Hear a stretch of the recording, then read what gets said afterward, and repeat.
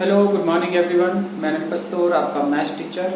आज हम class 9th में एक्सरसाइज 6.2 के आगे के क्वेश्चन करने जा रहे हैं, तो आप लोग उसको अच्छी तरह से समझिएगा और अपने कॉपी पर राइट डाउन करिएगा। ओके, आइए स्टार्ट करते हैं एक्सरसाइज 6.2। क्वेश्चन नंबर 3 से देखते हैं। गिवन है, आपको यहाँ पर एक फिगर बना हुआ है, एक आकृति बनी हुई है जिसमें दिया गया है कि ए बी जो है वो समांतर है सी डी के। आपकी ए बी लाइन पैरेलल है सी डी के and E F perpendicular C D. उल्टा टी बना है, इसका मतलब होता है परपेंडिकुलर मींस लंब। ई एफ जो रेखा है, ई एफ जो है ये इसके साथ 90 अंश का कोण बनाती है। साथ साथ आपको गिवन है यहाँ पर जी ई डी, जी दिख रहा होगा, ई एंड टी दिख रहा होगा, मीन्स इन रेखाओं के बीच बनने वाला ये जो एंगल है ये टोटल 126 गिवन है। So find the angle AG. Question mark बना हुआ है, ठीक है, कुछ और मत लिख लीजिएगा, आपको क्वेश्चन मार्क के चिन्ह बने मीन्स आपको ये फाइंड आउट करना है।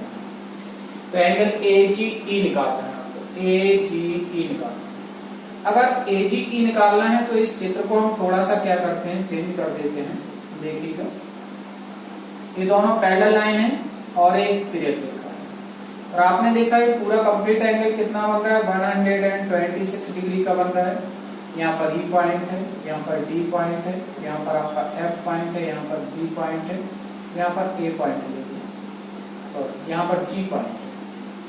ओके, और यहाँ सी है। अब आपको पता है कि आपकी ए बी जो है वो समांतर है किसके, सी डी के, और जीई जो हो जाएगी वो एक तिर्यक रेखा हो जाएगी। जीई क्या हो जाएगी, तिर्यक रेखा हो जाएगी। जब आपकी ए बी समांतर है जीडी के और जीई क्या है आपकी एक तिर्यक रेखा है, तो जब जीई एक तिर्यक रेखा है तो आप जानते हैं कि तिर्यक रेखा है तो एकांतर कोण के नियम से आपने पढ़ रखा है, ठीक है, अल्टरनेटिव इंटीरियर एंगल्स का। अल्टरनेटिव इंटीरियर एंगल से दोनों एंगल कैसे होते हैं, इक्वल होते हैं। तो हम यहाँ पर इसको सॉल्व करते हैं, तो सॉल्व करते समय आप लिखिएगा, चूंकि ए बी पैरेलल है किसके, ए बी समांतर है सी डी के, तथा जीई एक तिर्यक रेखा है। जीई क्या है, ट्रांसवर्सल लाइन है। जीई एक तिर्यक रेखा है, इंग्लिश मीडियम वाले लिख लेंगे इज अ ट्रांसवर्सल लाइन, तिर्यक रेखा है। सो इसलिए हमारे पास एंगल ए जीई की जो वैल्यू होगी, angle A GE equal to हो जाएगा कितना, 126। कौन से एंगल के, जीईडी के बराबर। किसके इक्वल होगा, जीईडी। किससे आप लिखेंगे, ऑल्टरनेटिव इंटीरियर एंगल।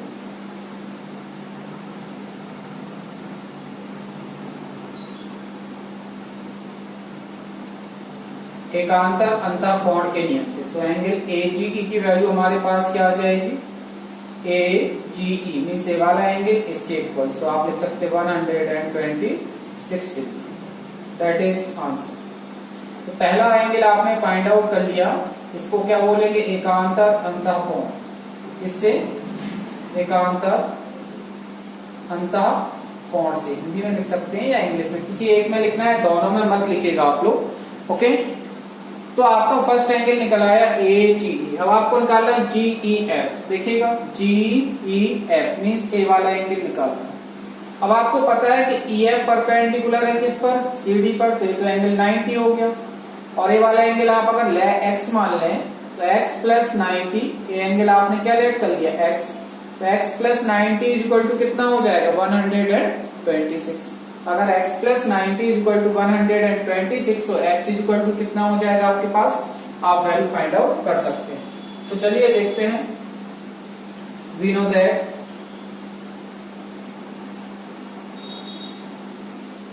हम जानते हैं, क्या दिखाई दे रहा है आपको यहाँ पर, आपने इसको क्या मान लिया, इस वाले एंगल को x मान लिया। x किसका नाम, GEF, किसका, GEF।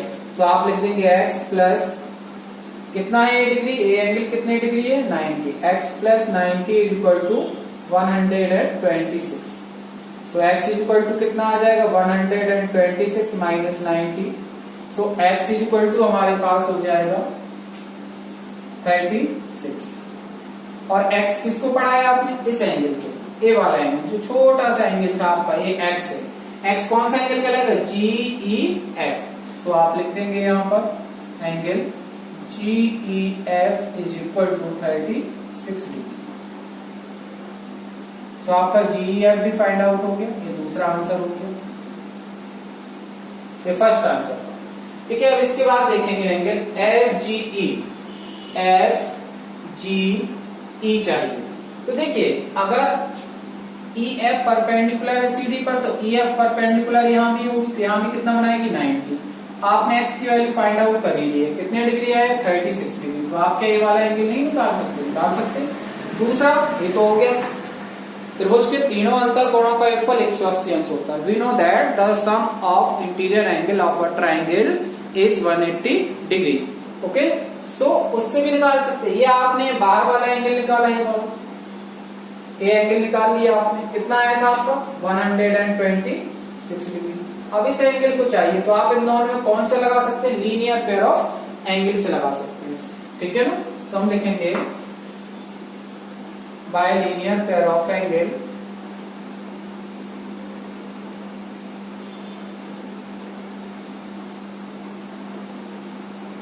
Bye linear pair of angle क्या हो जाएगा? Angle AGE, angle AGE plus angle क्या है FGE। एंगल क्या लिख दीजिएगा? FGE इज इक्वल टू कितने डिग्री 180 डिग्री। AGE की वैल्यू हम निकाल ही चुके हैं। AGE हमारे पास कितना आ चुका है 126 डिग्री। सो सब्स्टिट्यूट करिए 126 डिग्री एंड एंगल FGE ये तो फाइंड आउट ही करना है। FGE को FGE लिख लीजिए is equal to 180 degree. So we get angle FGE is equal to 180। 126 को left hand side to right hand side transpose करिए, सो माइनस हो जाएगा प्लस से। So we get angle FGE is equal to, minus करिए कितना आएगा 10, 4, 7 में से 2 तो कितना हो जाएगा 5, तो 54 डिग्री आ जाएगा। क्या आ जाएगा आपके पास? Now we get angle FGE is equal to 54 degree. तो बिल्कुल सिंपल है, कोई भी कठिन नहीं है। बस इसके लिए आपको जितने भी रूल्स बताए गए हैं उसको अच्छी तरह से लर्न करना है।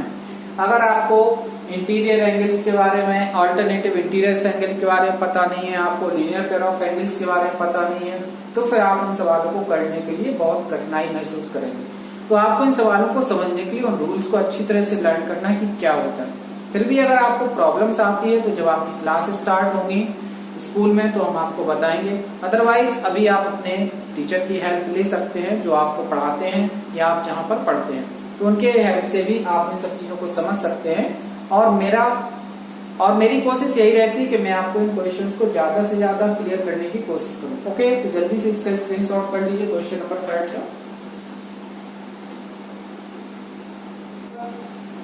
तो आपके पास क्वेश्चन नंबर 4 आपके बोर्ड पर है, देखिएगा, बुक में भी देख सकते हैं आप लोग। एक आकृति दी गई है और इस आकृति में कहा गया जो PQ लाइन है, आपकी जो PQ रे है वो पैरेलल है ST के, and angle Q is equal to 110 means PQR is equal to 110 and angle S is equal to 130।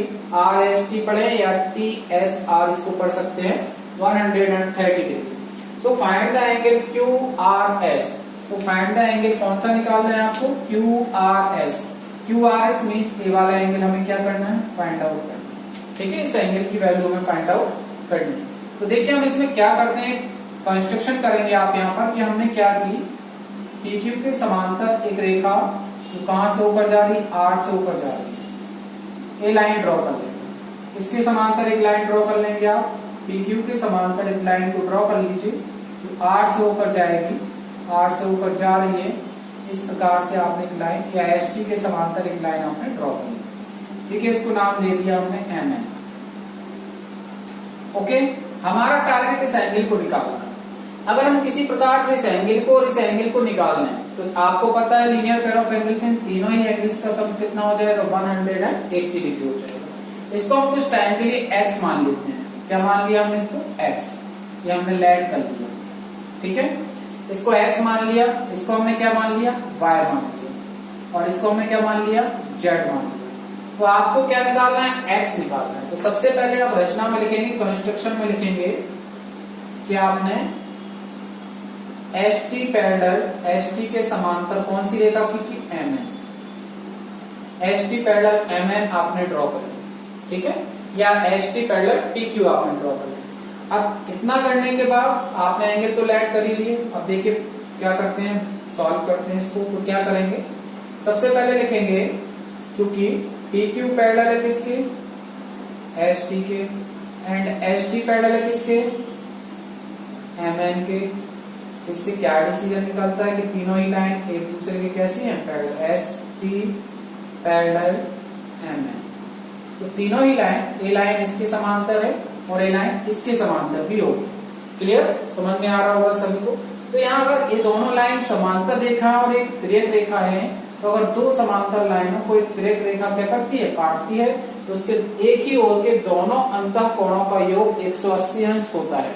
ठीक है, हमने आपको रूल्स बताया था। If the two lines are parallel and QR is a transversal line, so the sum of the one side of a transversal line, so the sum of the angle of the transversal one side of the transversal line is 180 degree. So 110 plus y is equal to 180 degree. Okay, so आप लिख लेंगे यहाँ पर therefore PQ जो है वो parallel है किसके, MR के, या PQ पैरेलल है किसके, MN के। सो आप PQ पैरेलल MR, सो आप लिखेंगे इसलिए क्या लिख देंगे, 110 degree plus y is equal to कितने आ जाएगा, 180 degree. Okay, so y is equal to कितना हो जाएगा, 180 degree minus 110 degree. So y is equal to क्या हो गया हमारे पास, 70 डिग्री। y की वैल्यू क्या फाइंड आउट हो गई, 70 डिग्री। सिमिलरली इसी प्रकार से हम इस साइड भी करेंगे, similarly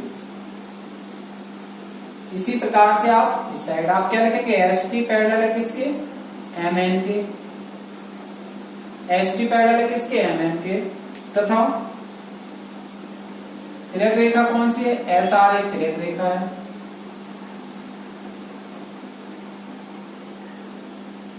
S T parallel M N और एस आर एक तिर्यक रेखा है, इसलिए क्या हो जाएगा, इन दोनों एंगल्स का सम भी कितना होगा, 180। तो 130 plus Z is equal to 180। So Z is equal to कितना हो जाएगा, 180 minus 130। So Z is equal to कितने डिग्री आ जाएगा, 50 degree. So Z is equal to कितने डिग्री हम गेट कर लेंगे, 50 डिग्री। देखिए आपके पास y की वैल्यू आ गई, z की वैल्यू आ गई, अब x की वैल्यू निकालनी है। x मतलब QRS, वो x निकालना है। ठीक है, ये निकालना है, इसको हमने x के बराबर मान लिया। ठीक है ना, चलिए तो आप क्या लिखेंगे, आप लिखेंगे bilinear pair of angle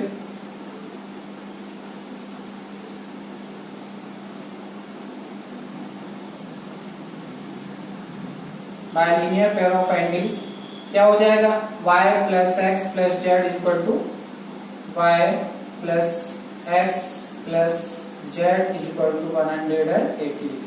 y की वैल्यू क्या फाइंड आउट की हमने, 70 डिग्री। सब्स्टिट्यूट करिए 70, x की वैल्यू फाइंड आउट करना है z की, 50 degree is equal to 180 degree. Okay, देख लीजिएगा, यहां से आ जाइए 70 प्लस 50 कितना हो गया, 120 plus x is equal to 180 degree.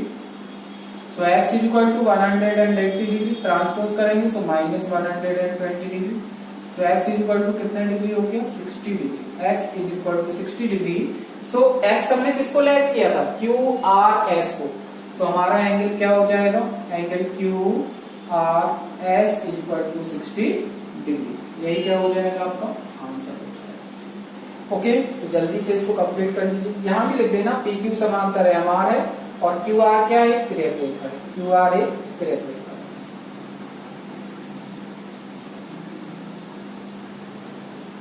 Okay, तो आई होप आपको ये अच्छी तरह से समझ में आ गया होगा। आप इसको 2-3 बार क्वेश्चन को लगाइएगा कॉपी पे, आपको अच्छी तरह से समझ में आने लगेगा। अगर समझने में कोई प्रॉब्लम हो रही है तो 2 या 3 टाइम आप इसको कर सकते हैं कॉपी कर। जल्दी से आप लोग इसका भी स्क्रीनशॉट कर लीजिए। तो आज आप इतना वर्क कंप्लीट करिएगा, इसके बाद नेक्स्ट वीडियो में आपको नेक्स्ट क्वेश्चन बताए जाएंगे। Okay, thank you class, have a good day.